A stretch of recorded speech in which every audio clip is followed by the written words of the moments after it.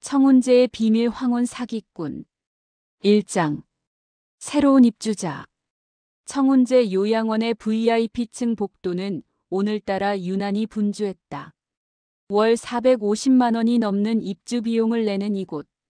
특별실 입주자들은 대부분 조용하고 품위 있는 생활을 유지했지만 오늘만큼은 달랐다. 저분이 새로 오신다는 분인가 봐요. 70대 중반의 오미자가 복도 창가에 서서 아래를 내려다보았다. 검은색 고급 세단에서 내리는 남성의 모습이 보였다. 회색 정장 차림의 남성은 키가 크고 자세가 곧았다. 나이에 비해 젊어 보이는 인상이었다. 옆방의 박연희가 다가왔다. 전직 성악가답게 우아한 걸음걸이였다. 저분이 소문의 한기찬 씨로군요. 젊은 시절 사업가로 이름이 있었다던데. 사업가요? 어떤 사업을? 글쎄요, 자세한 건 모르겠지만 꽤 성공하셨다고 들었어요. 두 사람의 대화를 복도 끝에서 듣고 있던 정혜순이 작은 한숨을 내쉬었다. 성공한 사업가의 아내로 살다가 혼자가 된 그녀에게 사업가라는 단어는 복잡한 감정을 불러일으켰다. 그날 저녁 식당에서 한기찬은 처음으로 다른 입주자들과 마주했다. 76세의 나이가 무색하게 그는 단정하고 세련된 모습이었다. 식사를 마친 후 그는 정중하게 인사를 건넸다. 안녕하십니까? 오늘부터 이곳에서 지내게 된 한기찬입니다. 잘 부탁드립니다. 목소리는 부드러웠고 말투는 공손했다. 오미자는 그의 첫인상에 묘한 호감을 느꼈다.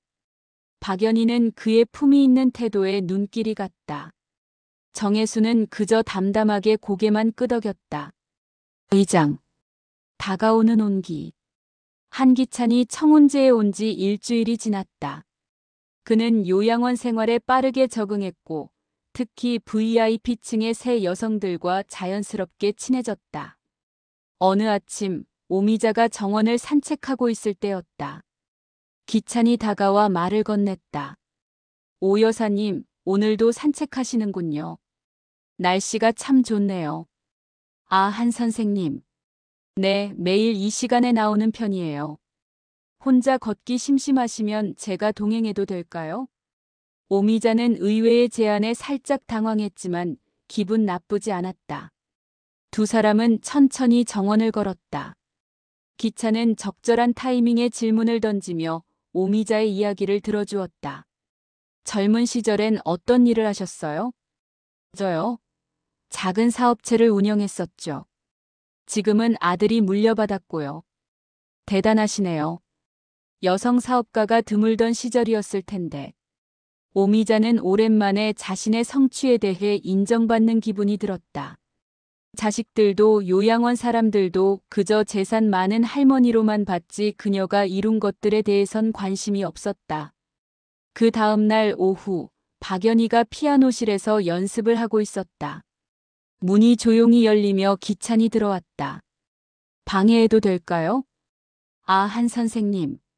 괜찮아요. 그냥 옛날 곡들 연습하는 거예요. 계속 들어도 될까요? 성악을 하셨다고 들었는데 노래도 들을 수 있을까요? 박연희는 오랜만에 청중 앞에서 부르는 기분이었다. 그녀는 슈베르트의 아베 마리아를 불렀다. 기찬은 진지한 표정으로 듣다가 박수를 쳤다. 정말 아름다운 목소리십니다. 무대에서 부르시던 모습이 눈에 선하네요. 이젠 예전 같지 않아요. 아니요, 지금도 충분히 아름답습니다. 세월이 더해준 깊이가 있어요. 박연희는 오랜만에 예술가로서 존중받는 느낌이 들었다. 가족들은 그저 옛날에 노래 좀 했던 엄마로만 기억했다. 정혜순과 기찬의 만남은 더 조용했다. 도서실에서 책을 읽던 혜순에게 기찬이 다가왔다. 무슨 책 읽으세요? 그냥 옛날 소설이요. 혼자 읽으시는 게 편하세요? 정혜수는 잠시 망설이다 고개를 끄덕였다. 남편이 죽은 후 그녀는 사람들과 어울리는 게 부담스러워졌다. 하지만 기찬은 더 말을 걸지 않고 옆자리에 앉아 자신의 책을 펼쳤다. 그렇게 두 사람은 말없이 한 시간을 함께 보냈다. 혜수는 이상하게도 그의 존재가 불편하지 않았다. 오히려 외로움이 덜했다. 3장. 특별한 말들. 한 달이 지나자 세 여성은 각자 기찬과 가까워졌다. 그리고 기찬은 조금씩 더 특별한 말들을 건네기 시작했다. 정원을 산책하던 오미자에게 기찬이 말했다. 오미자 씨, 사실 제가 이곳에 온 건 마지막을 편안하게 보내고 싶어서였어요. 하지만 당신을 만나고 나서 생각이 바뀌었어요. 이렇게 마음이 통하는 사람과 함께라면 남은 시간이 외롭지 않을 것 같아요. 오미자의 심장이 뛰었다. 그녀는 오래전에 이런 감정을 느꼈던 기억을 더듬었다. 피아노실에서 박연희가 연주를 마치자 기찬이 다가왔다. 연희 씨의 음악을 들으면 제 청춘이 돌아오는 것 같아요. 당신처럼 열정적이고 우아한 분을 만난 게 제 노년의 축복이에요. 박연희는 얼굴이 붉어졌다. 예술에 대한 이해와 존중을 받는다는 것이 얼마나 소중한지 새삼 느꼈다. 도서실에서 정혜순과 함께 있던 기찬이 조용히 말했다. 혜순 씨와 함께 있으면 마음이 편해져요. 아무 말 없이도 이해받는 기분이에요. 당신의 미소를 보면 제 지친 마음이 쉬어가는 것 같아요. 정혜순은 오랜만에 자신이 누군가에게 위안이 되는 존재라는 걸 느꼈다. 세 여성은 각자가 기찬에게 특별한 사람이라고 생각하기 시작했다. 처음엔 서로에게 미안한 마음이 들었다. 복도에서 마주치면 어색하게 웃으며 양보하려 했다. 오늘은 미자 씨가 기찬 씨랑 산책하세요. 아니에요, 연희 씨가 먼저요. 하지만 시간이 지나자 분위기가 달라지기 시작했다. 4장. 균열. 어느 날 저녁 식당에서 기찬의 자리를 두고 미묘한 신경전이 벌어졌다. 오미자가 먼저 기찬 옆자리에 앉으려 하자 박연희가 재빨리 그 자리를 차지했다. 아, 연희 씨. 제가 먼저 왔는데요. 죄송해요, 미자 씨. 저도 기찬 씨랑 할 얘기가 있어서요. 정혜수는 멀찍이 떨어진 자리에서 그 광경을 지켜봤다. 그녀 역시 기찬 옆에 앉고 싶었지만 먼저 나서기가 부끄러웠다.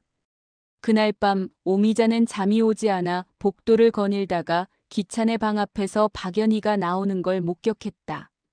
박연희는 당황한 표정으로 변명했다. 아, 미자 씨. 그냥 책 빌려주려고 잠깐 들렀어요. 밤 11시예요? 기찬 씨가 불면증이 있다고 해서. 오미자는 의심스러웠지만 더 묻지 않았다. 대신 다음 날 아침 일찍 기찬의 방 앞에서 그를 기다렸다. 기찬이 산책을 나가려 하자 오미자가 동행했다. 어젯밤 연희 씨가 방문했다고요? 아, 네. 책 한 권 빌려갔어요. 기찬 씨, 혹시 연희 씨를 좋아하세요? 기찬은 잠시 멈칫하더니 오미자의 손을 잡았다. 오미자 씨, 제가 특별하게 생각하는 건 당신이에요.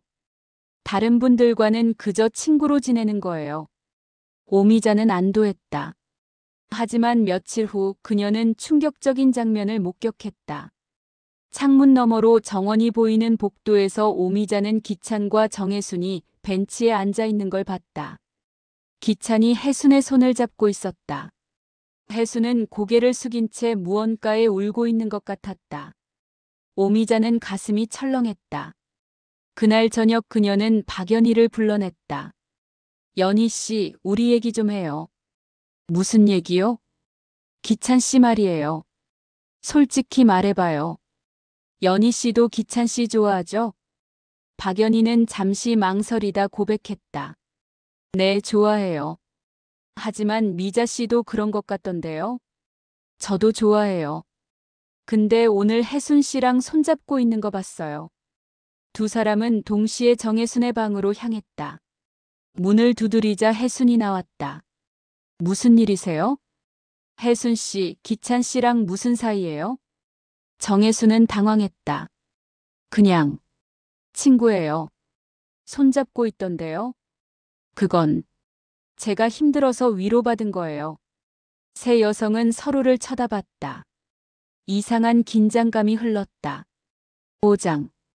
반지의 비밀. 다음 날 오미자는 기찬에게서 작은 상자를 받았다. 미자 씨, 이거 받아주세요. 상자 안에는 작은 은반지가 들어있었다. 소박하지만 정성스러운 디자인이었다. 이게 뭐예요? 제 마음이에요. 당신 손에 꼭 끼워주고 싶었어요. 오미자는 감격했다. 하지만 그 감격은 오래가지 못했다.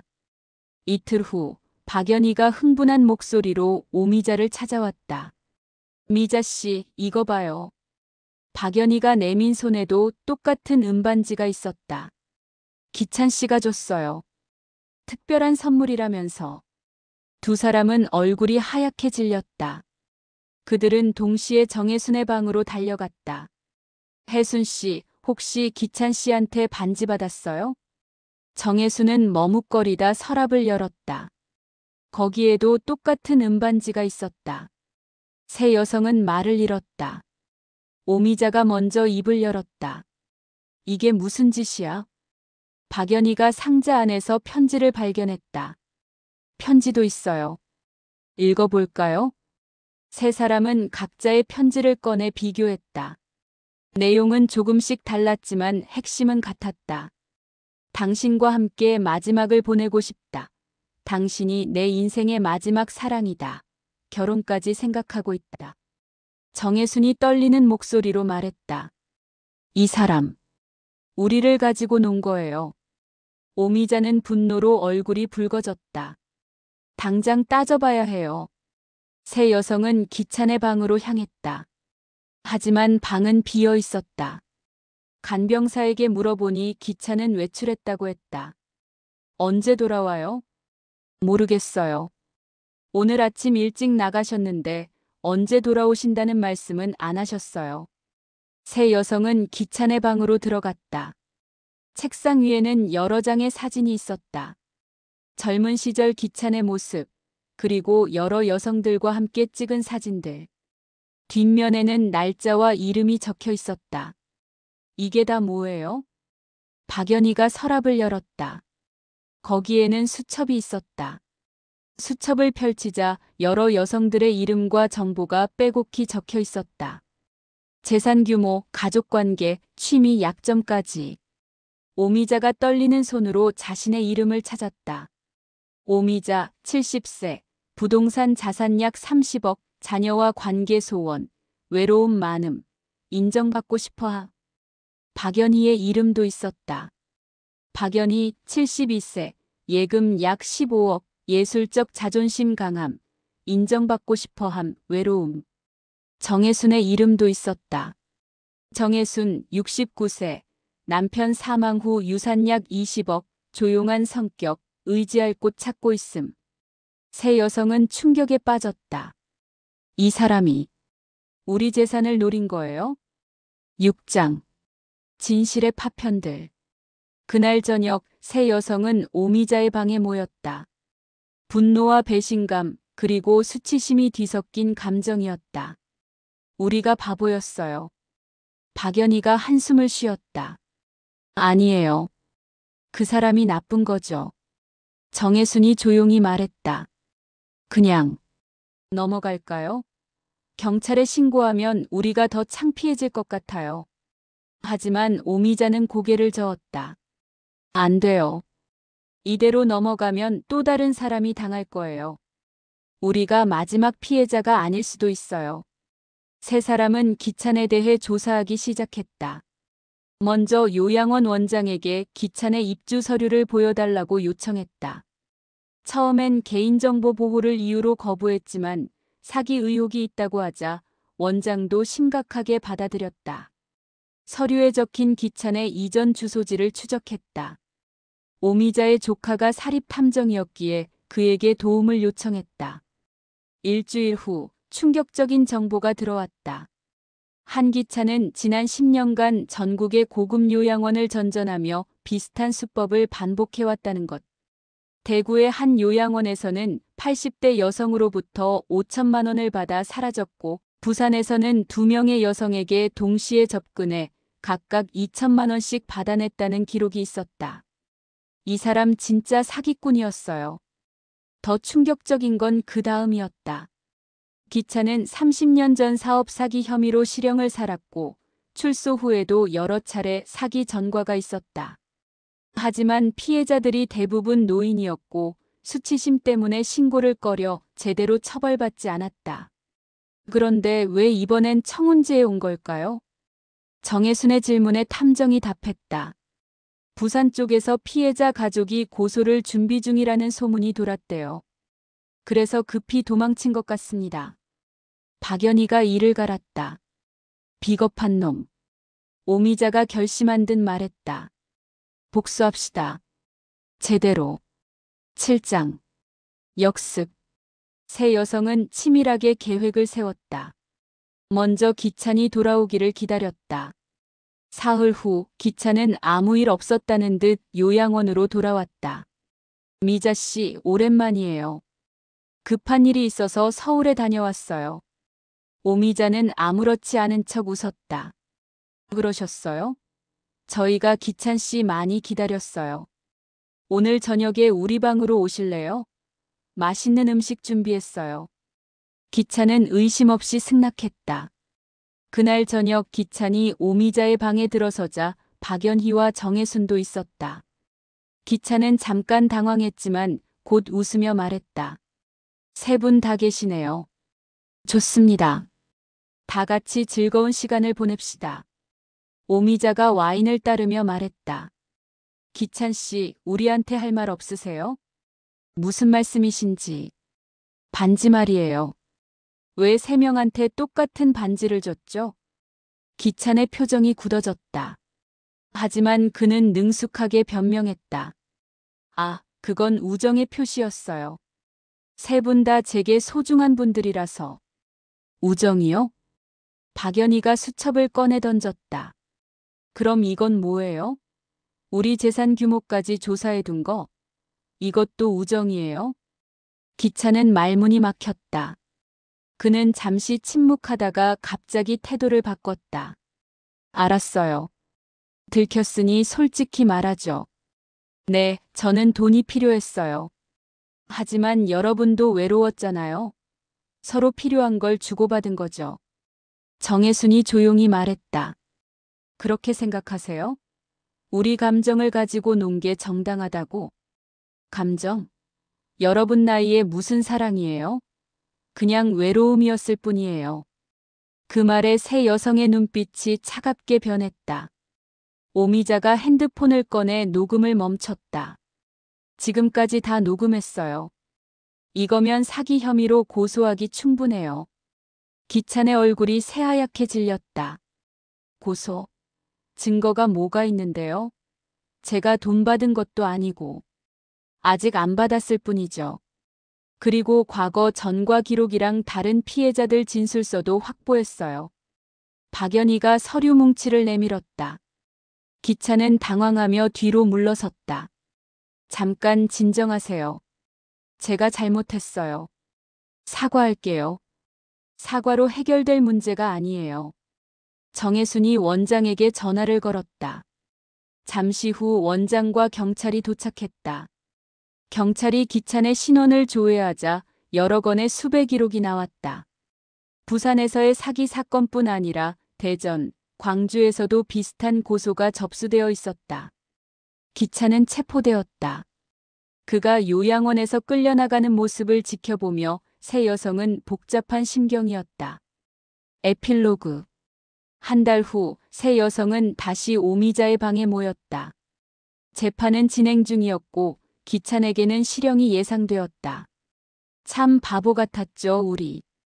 박연희가 쓴웃음을 지었다. 아니에요. 우리가 잘못한 게 아니에요. 외롭고 누군가의 관심이 필요했던 것뿐이에요. 정혜순이 위로했다. 오미자가 와인을 따르며 말했다. 그래도 한 가지 얻은 게 있어요. 우리 셋 친구가 됐잖아요. 세 여성은 잔을 부딪혔다.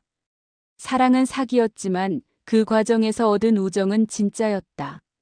창밖으로 저녁 노을이 지고 있었다. 청운제는 다시 평화를 되찾았다. 하지만 세 여성은 이제 알았다. 황혼에도 사랑은 가능하지만 그만큼 조심해야 한다는 것을. 그리고 진짜 소중한 건 외로움을 달래줄 동반자가 아니라 서로를 이해하고 지켜주는 친구라는 것을. VIP실의 복도는 다시 조용해졌다. 하지만 이제 그 고요함은 외로움이 아니라 평화였다.